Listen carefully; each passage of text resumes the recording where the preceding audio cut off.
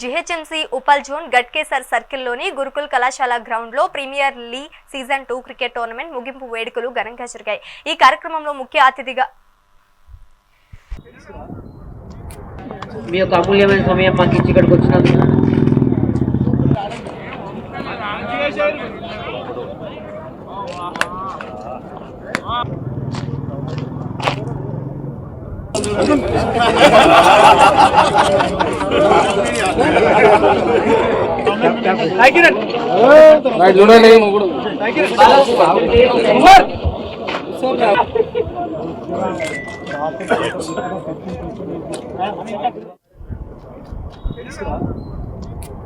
మీ యొక్క అమూల్యమైన సమయం మాకు ఇచ్చి ఇక్కడికి వచ్చినందుకు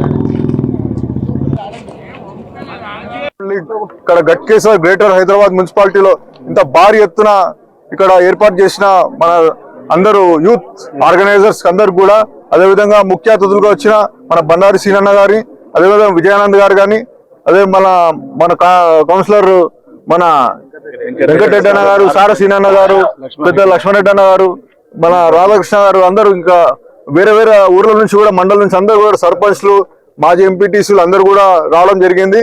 ఇక్కడ కూడా యూత్ అందరూ కూడా మంచి ఫైనల్ చూస్తుంటే ఒక మంచి ఉత్సాహంగా చుట్టుముట్టు అందరూ కూడా నిలబడి చూస్తూ ఉన్నారు.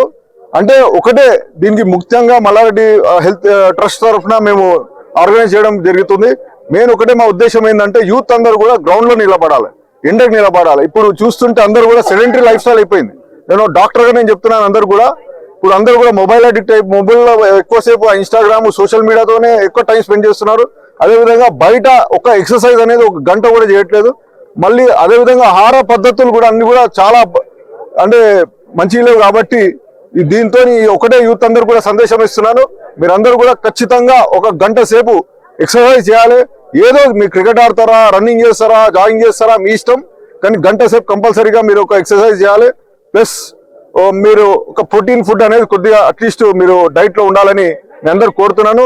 ఇదే విధంగా ఇప్పుడు నెక్స్ట్ రాబోయే రెండు నెలల్లో అంటే ఇప్పుడు 16 మన మేడ్చల్ మొత్తంలో కూడా 16 గ్రేటర్ హైదరాబాద్ మున్సిపాలిటీలు అయినాయి. కాబట్టి ఇప్పుడు అంటే జిహెచ్ఎంసీ కార్పొరేషన్ జోన్స్ అయినాయి. కాబట్టి ఇవన్నిట్లో కూడా మేము నెక్స్ట్ క్రికెట్